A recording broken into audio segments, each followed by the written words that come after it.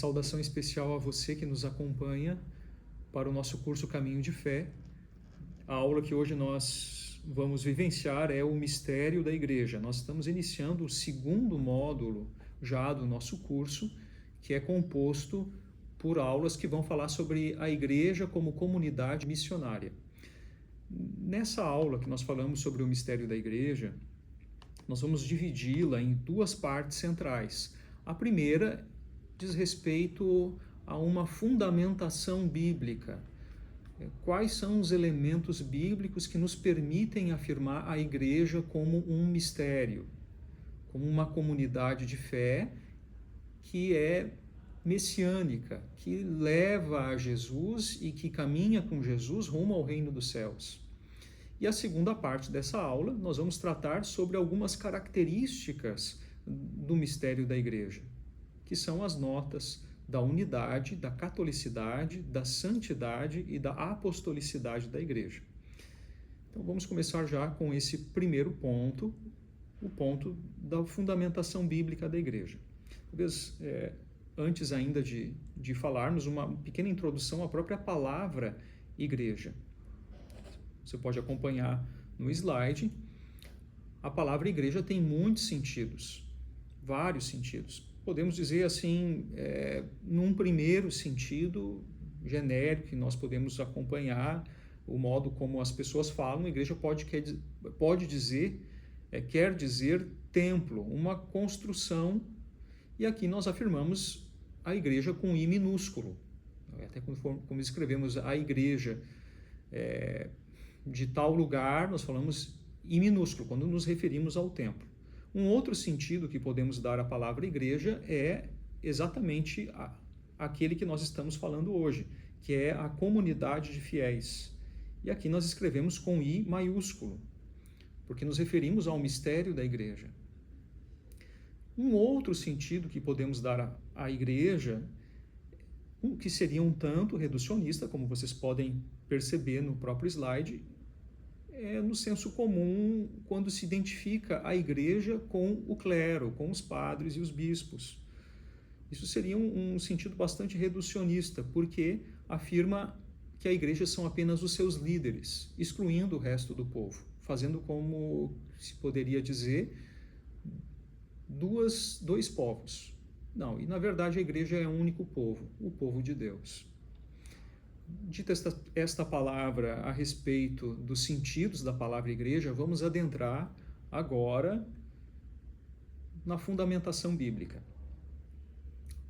Quando nós lemos a Bíblia, a palavra igreja, ela é uma tradução da antiga kahal, aqui é um termo hebraico que nós estamos utilizando, do Antigo Testamento, daquele povo que foi convocado por Deus, por meio de Moisés, para ser libertado da escravidão do Egito e rumar rumo à terra prometida, sendo um povo livre e pertencente a Deus. Essa era chamada kahal.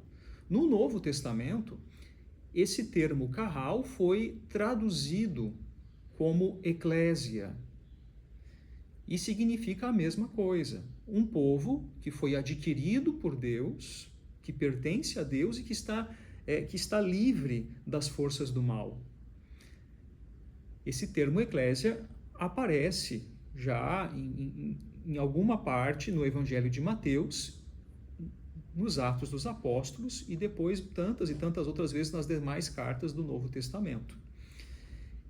Quer dizer, o nós eclesial, todo o povo de Deus, tanto aqueles que já morreram, passaram por esta terra, são agora a igreja celeste, a igreja que se purifica, quer dizer também nós hoje, aqui, e aqueles que virão. Somos todos igreja, um povo de batizados. Uma definição que me chamou muito a atenção no Novo Testamento, das melhores definições de igreja que nós temos no Novo Testamento, é aquela da primeira carta de São Pedro, no capítulo 2, versículo 9, afirmando a igreja como um povo de Deus. Vamos ler juntos essa definição. Ele fala justamente para as pessoas, dizendo, vocês são igreja. Vós, porém, e São Pedro nos diz, sois a raça escolhida, sacerdócio real, nação de propriedade exclusiva de Deus, a fim de proclamardes as excelências daquele que vos chamou das trevas para a sua luz maravilhosa, para a salvação. Veja, a noção que nós temos aqui é de um povo que é propriedade de Deus, como falávamos antes do Antigo Testamento, o povo que foi adquirido por Deus. Não temos uma referência direta a Jesus Cristo, mas São Pedro com certeza está falando que o povo foi adquirido pelo sangue de Jesus Cristo e que passa a cumprir a mesma missão de Jesus Cristo. Tanto é que aqui eu sublinho as 3 missões de Jesus Cristo que o povo de Deus também passa a exercer no mundo de hoje, que é a missão sacerdotal, a missão real e a missão profética. Quando nós falamos da primeira missão que o povo de Deus recebeu de Jesus, a missão sacerdotal, nós estamos nos referindo a uma missão de mediação entre Deus e o seu desejo de salvação do mundo e as pessoas. A igreja, então, se torna mediadora dessa salvação. Por isso é um povo sacerdotal, onde todos os batizados cumprem essa missão de evangelizar, de trazer, levar, melhor dizer, as pessoas até Jesus. A segunda missão é a real, ou seja, nós somos um povo de reis, porque pertencemos a Jesus como o Rei do Universo. Temos até um dia que nós celebramos Jesus como o Rei do Universo, para nos trazer presente que o destino deste mundo é o reino do bem, é o reino do amor, da paz, da justiça, o reino do Senhor Jesus Cristo. E o nosso modo de exercer o reinado como povo de Deus é o serviço, como foi manifestado plenamente na cruz de nosso Senhor Jesus Cristo. A terceira missão do nosso povo de Deus é a missão profética, que São Pedro aqui se refere à proclamação das maravilhas de Deus, que tirou o mundo das trevas e o levou para a sua luz maravilhosa. O próximo slide nos ajuda a entender como funciona essa missão profética. Ou seja, o povo, ele recebe, por meio dos apóstolos, a tradição, que é o conteúdo da revelação de Jesus Cristo, que veio a este mundo como Filho de Deus, que padeceu na cruz, que ressuscitou, subiu aos céus e que hoje nos chama a salvação. E a igreja, como detentora, por receber essa palavra dos apóstolos, agora é chamada a proclamar. Ela não é dona da verdade, da revelação, mas ela é portadora gratuitamente dessa verdade da salvação de Jesus Cristo pela vontade do próprio Senhor Jesus Cristo. E os meios que ela usa para fazer essa transmissão da fé como povo profético são os meios institucionais, que nós podemos dizer aqui: a Bíblia, os sacramentos, os ministérios, além, é claro, do testemunho que se dá de fé. Diante dessas palavras com as quais nós definimos o que é a igreja, povo de Deus, nós podemos e devemos dizer, todos nós que cremos em Jesus Cristo, que também cremos na igreja, porque a igreja nos leva a Jesus Cristo. Sem ela, nós não conheceríamos plenamente a verdade de Jesus. Por isso, e aqui concluo essa parte, nós cremos na igreja. A igreja é objeto da nossa fé. Por isso, ela é um mistério. Indo um pouquinho mais adiante, vocês estão enxergando essa pergunta: Jesus Cristo quis a igreja? Essa pergunta foi feita nos últimos 200 anos várias vezes. Alguns até disseram que Jesus não queria bem fundar a igreja, ele queria proclamar o reino de Deus. E o que veio depois foi a igreja. Mas será que foi isso mesmo? Não sei se vocês já escutaram aí na vossa cidade algum questionamento em relação ao desejo de Jesus de formar uma igreja. Não sei se alguém já falou para vocês que disse: olha, eu creio em Jesus Cristo, mas não creio na igreja. Bom, aqui talvez seja interessante nós dizermos uma palavra sobre o desejo de Jesus de construir uma comunidade de salvação.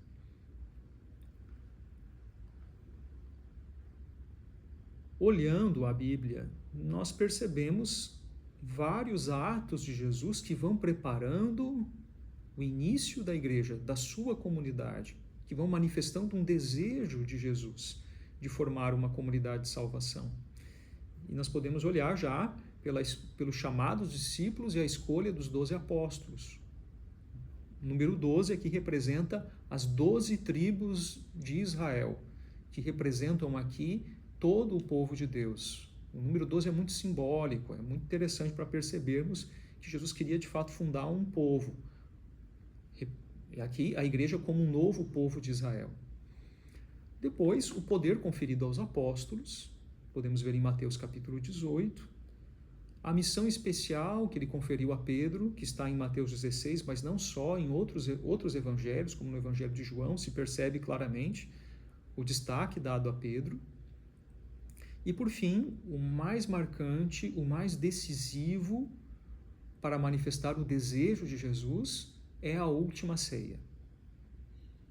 Nos detemos nesse ponto especial. Na última ceia, Jesus, antes de sofrer a sua paixão na cruz, ele quis ardentemente, diz o evangelista, cear com seus discípulos a ceia pascal. E quando ele toma o pão para bendizer conforme o ritual judaico, ele modifica as palavras dessa bênção, dizendo que aquele pão é o corpo dele, que vai ser entregue para a salvação do mundo. Quando ele benze o cálice com o vinho, conforme o ritual judaico, ele muda aquelas palavras e afirma que aquele vinho, feito da videira, é o sangue dele a ser derramado para a remissão dos pecados. E no final dessas bênçãos, para surpreender, que surpreendeu de fato todos os apóstolos, ele conclui: fazer isto em memória de mim. Aqui ele estava instituindo a igreja. Não no sentido jurídico, né? Como se alguém vai para um cartório, faz lá uma nova comunidade, uma igreja. Não, mas no sentido do mistério de Deus. Ele afirma: continuem fazendo memória da minha paixão, continuem celebrando o meu corpo e sangue, continuem vivendo do meu corpo e sangue. Nós temos aqui o início da igreja, que vai ser de fato concretizado na paixão de Cristo. Ditas estas palavras, nós avançamos afirmando que existem na igreja duas dimensões. Uma dimensão que é divina, que vem do próprio querer de Jesus e que se manifesta, por exemplo, na Eucaristia, no seu corpo e sangue. Aqui nós temos uma real dimensão divina da igreja, seus sacramentos, na sua palavra, palavra divina, e uma dimensão humana, que são os destinatários pelos quais Jesus oferece o seu corpo e sangue, e somos nós. Somos povo, somos instituição. Então nós não podemos afirmar que a igreja é só a Eucaristia sem o povo, e nem ao mesmo tempo que a igreja é só o povo sem Jesus Cristo e sem Deus, porque senão seríamos simplesmente uma organização não governamental. A igreja então é ao mesmo tempo divina, como mistério, e humana, como povo, como instituição. Nós não podemos separar o humano do divino na igreja. Isso traz muitas consequências para a nossa compreensão e vivência dentro da comunidade cristã. Quando nós analisamos especialmente a igreja como esse mistério divino da presença de Deus, no Novo Testamento nos vêm várias imagens para trazer presente que a igreja é divina. A maior imagem que São Paulo utiliza para nós é a imagem de corpo de Cristo, que está na primeira carta aos Coríntios, capítulo 12. Vocês podem depois também ler com mais atenção essa primeira carta, quem talvez não tenha o conhecimento dessa passagem. Uma outra imagem que nos aponta para o mistério é a igreja como esposa de Cristo, que não é o seu corpo, mas é aquela que está de frente a Cristo, casada com Cristo e que colabora com Ele na missão. é uma outra imagem que extrapola a imagem de corpo de Cristo. Uma outra imagem, templo do Espírito Santo. E por fim, trago aqui presente, teriam outras imagens, mas a imagem de igreja como mãe, como nossa mãe, que está em Gálatas capítulo 4, e que foi muito querida pela igreja primitiva, especialmente na catequese, na iniciação à vida cristã. Nós podemos perceber, de fato, a igreja como uma mãe que gera novos filhos na fé. Nos detemos um pouco mais na imagem de corpo de Cristo, porque ela é a principal para entendermos a igreja.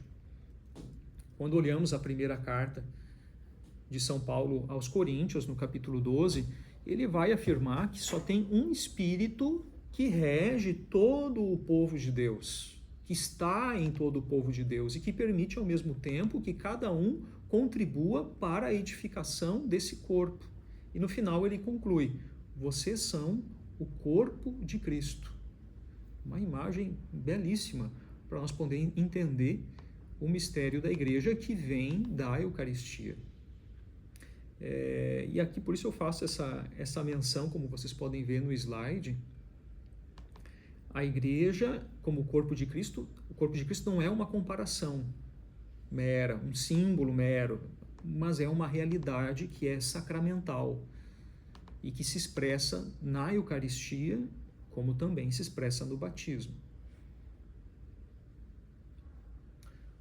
Aprofundando um pouco mais essa imagem de corpo de Cristo, os padres da igreja, na igreja primitiva, eles gostavam muito de afirmar que a igreja nasceu do lado aberto de Cristo, quando o soldado fere o coração de Cristo e dali sai sangue e água. Essa imagem belíssima, nós podemos ver, que são sinais dos sacramentos do batismo e da Eucaristia: o batismo, a água que sai do peito do Senhor, o sangue, a Eucaristia, pelos quais nós nos alimentamos e nos tornamos o próprio Cristo como comunidade.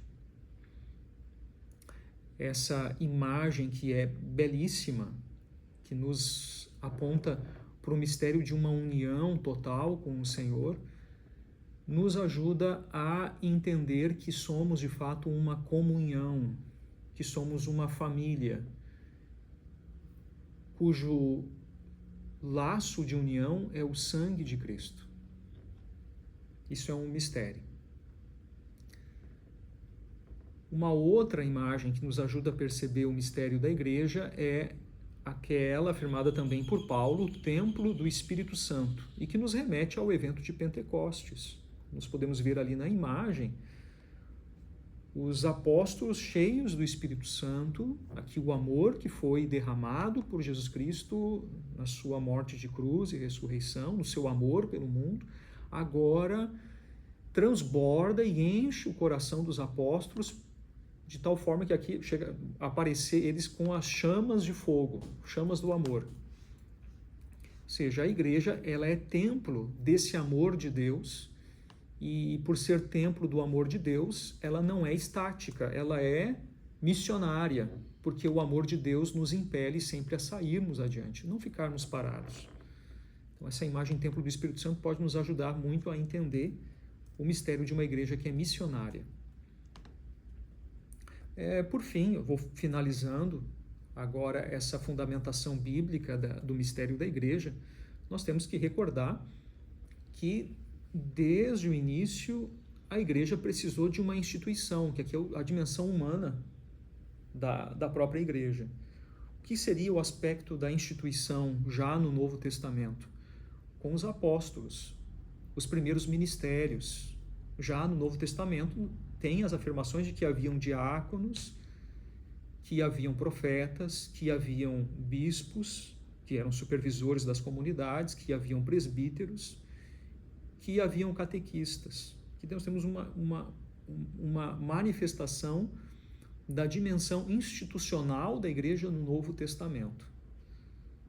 O que nos quer dizer que a mensagem de Jesus não iria sobreviver sem uma instituição, sem regras. Não iria sobreviver. Por isso é necessário, como aconteceu no início, como também é hoje, haver regras, haver instituições, haver ministérios pelos quais a mensagem de Cristo possa seguramente ser transmitida no tempo. Isso nós podemos perceber do Novo Testamento. Uma síntese sobre a visão bíblica do mistério da Igreja. Eu trago aqui o ícone da Santíssima Trindade de Rublev, onde nós percebemos uma mesa. Ao redor da mesa, aqui os 3 anjos do livro do Gênesis, que são convidados por Abraão para cear com ele e que representam, de alguma maneira, a Santíssima Trindade. Então, a Santíssima Trindade é isso, é o Pai que deseja estar em comunhão conosco, que envia o seu Filho, envia o Espírito Santo para sermos um com ele numa mesa. Aqui a imagem belíssima da própria Eucaristia como síntese que ilumina toda a nossa realidade. Nós formarmos uma comunhão com Deus. Somos família de Deus. Isso está expresso na Lumen Gentium número 4. A igreja é o povo congregado na unidade do Pai e do Filho e do Espírito Santo. Então, finalizamos essa síntese da fundamentação bíblica do mistério da igreja. Vamos agora ver as características do mistério da igreja, que nós chamamos também como notas da igreja. Então, quais são as notas mesmo? Isso nós proclamamos no credo niceno-constantinopolitano. A igreja é una, santa, católica e apostólica. Elas são chamadas de notas, ou também propriedades essenciais da igreja, ou também dimensões essenciais da igreja. Vamos ver a igreja una.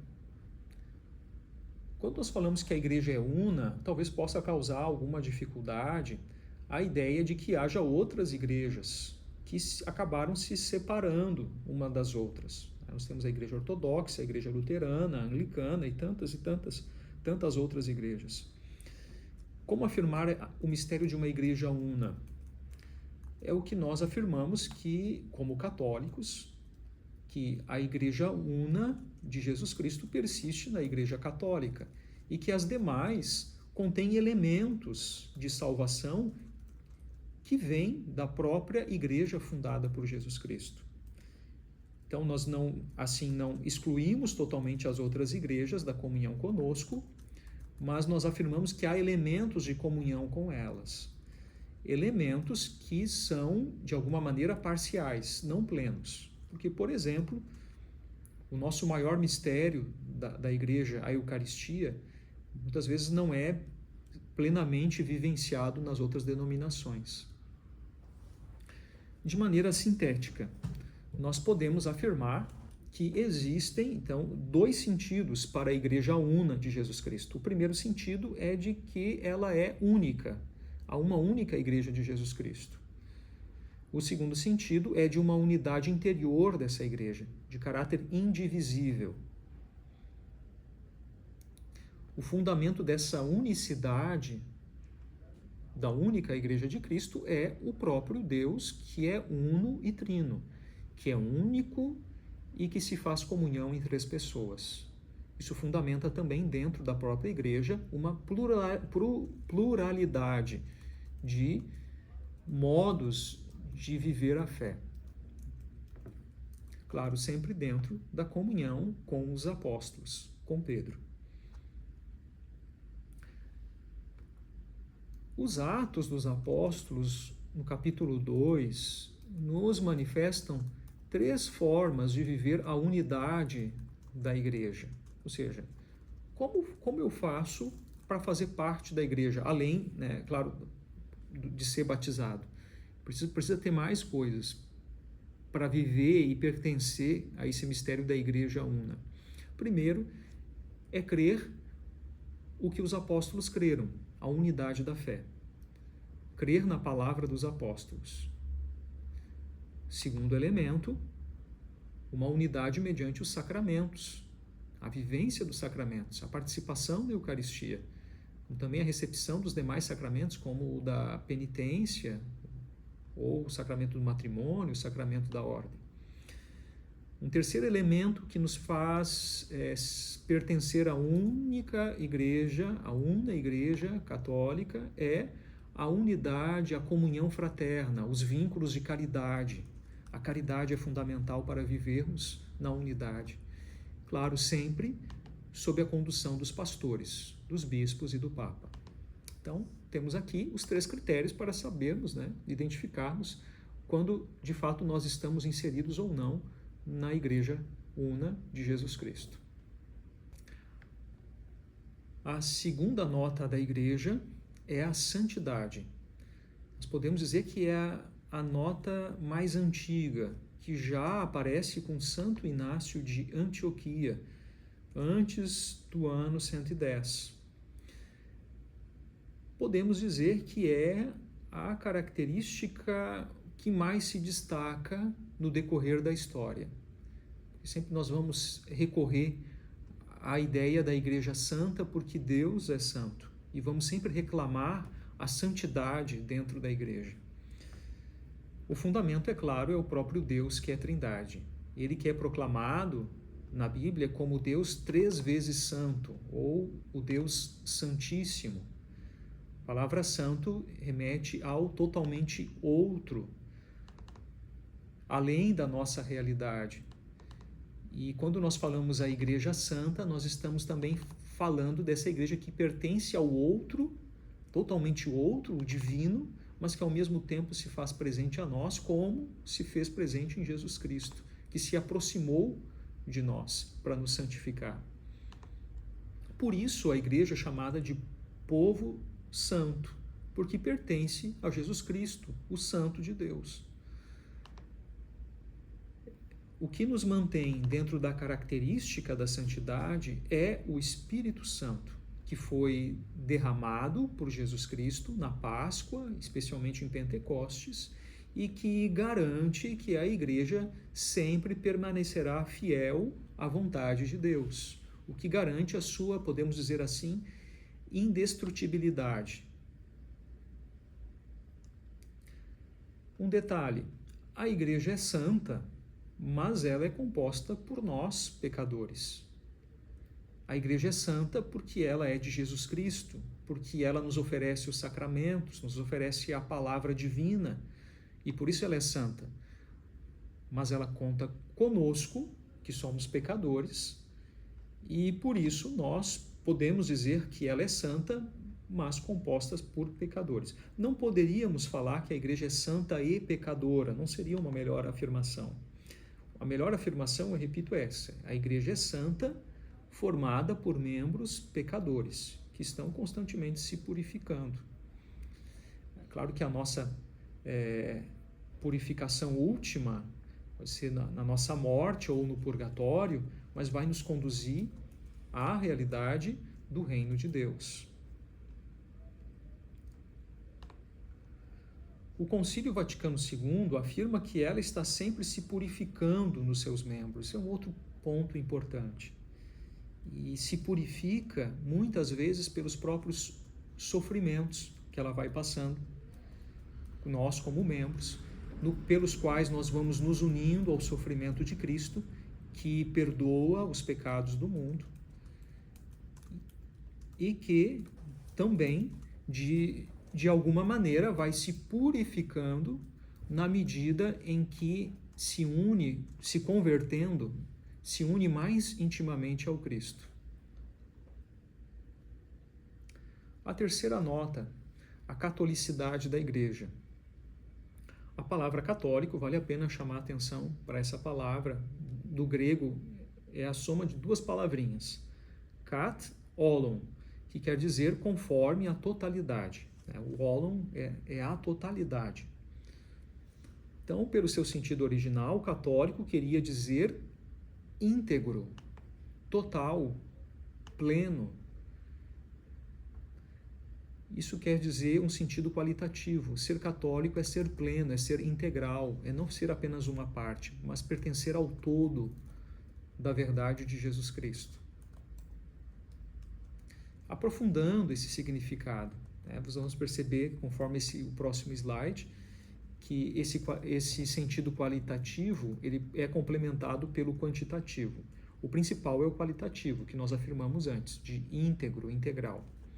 No sentido de plenitude da salvação, aqui católico quer dizer autenticidade ou ortodoxia da fé. Implica uma postura integral, com uma visão do todo, evitando cair em ideologias e sectarismos. Quando nós assumimos apenas uma parte da fé, nós saímos da catolicidade da Igreja. Católico, então, tem uma visão ampla sobre toda a realidade, procura compreender toda a realidade, e, ao mesmo tempo em que procura abraçar toda a verdade de Jesus Cristo. O segundo sentido que nós usamos muito, ele é o confessional, podemos dizer até por isso o quantitativo, que são os católicos que são diferentes dos ortodoxos e dos luteranos, dos anglicanos ou de qualquer outra igreja. Ela tem um sentido mais de delimitação que não se contrapõe ao sentido qualitativo. Mas, repito, o sentido qualitativo que afirmamos antes, ele é o principal. Nesse sentido, nós podemos dizer que somos católicos, mas ainda temos muito que crescer na catolicidade da Igreja. Em que sentido? Primeiro sentido, cada vez que nós vivemos mais plenamente a fé cristã na sua integralidade, nós nos tornamos, de fato, como pessoas, como humanos, pecadores, mais católicos. Quando aderimos mais a Jesus Cristo, nos tornamos mais católicos. Ao mesmo tempo, no sentido quantitativo, nos impele para a missão, para que mais pessoas possam aderir a Jesus Cristo e se tornar também católicos, plenos da verdade de Cristo. Por isso podemos dizer, a Igreja é católica, mas ela é sempre numa perspectiva de crescimento. Ainda não é plenamente. Isso também vale para a santidade da Igreja, no sentido dos membros, que são chamados à conversão, e também vale para a unidade, a sermos cada vez mais uma comunhão. E por fim, nós temos a nota da apostolicidade da Igreja, a Igreja que vem dos apóstolos. O adjetivo apostólico surge com o uso cristão, sempre relacionado aos 12 apóstolos. Então, a Igreja que é una, santa, católica, é sempre a Igreja una, santa, católica dos 12 e nunca parte dos 12. Por que é apostólica? Porque conserva e transmite, com a ajuda do Espírito Santo, os ensinamentos ouvidos dos 12 apóstolos. Nós dizemos que a revelação terminou com a morte do último apóstolo, o apóstolo São João, e a partir dali, os sucessores dos apóstolos e toda a igreja começou então a levar essa revelação expressa pelos apóstolos aos demais. Nesse sentido, a transmissão da verdade expressa pelos apóstolos nos faz dizer que nós somos a igreja apostólica. De maneira especial, quem exerce a apostolicidade, todos exercem a apostolicidade da Igreja Católica, mas de maneira especial nós temos os bispos como sucessores dos apóstolos. Eles cumprem uma missão especial de apostolicidade, pois governam, santificam e instruem todo o povo de Deus em nome dos apóstolos, até que Cristo volte na sua glória. Muito bem, então nós concluímos esse conteúdo sobre a Igreja no seu mistério.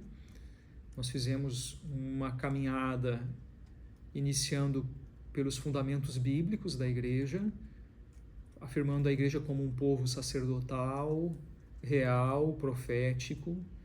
Afirmamos a Igreja como o corpo de Cristo, esposa de Cristo, nas suas diferentes imagens que nos ajudam a compreender a Igreja que vem de Jesus Cristo.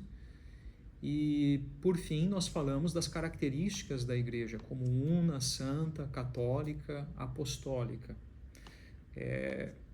Todas essas diferentes características, como esse mistério da Igreja, ele pode ser depois mais aprofundado por vocês no texto que nós vamos passar, como também no Catecismo da Igreja, ou em alguma outra fonte que vocês possam encontrar junto com os assessores que vão acompanhar vocês no próximo encontro paroquial. No mais, eu me despeço, lembrando aqui a Nossa Senhora, que é o ícone da igreja, aquela que melhor expressa o mistério da igreja que recebe Cristo e que gera o Cristo para o mundo. Que a proteção materna de Nossa Senhora nos ajude a cumprir a nossa missão como Igreja Povo de Deus.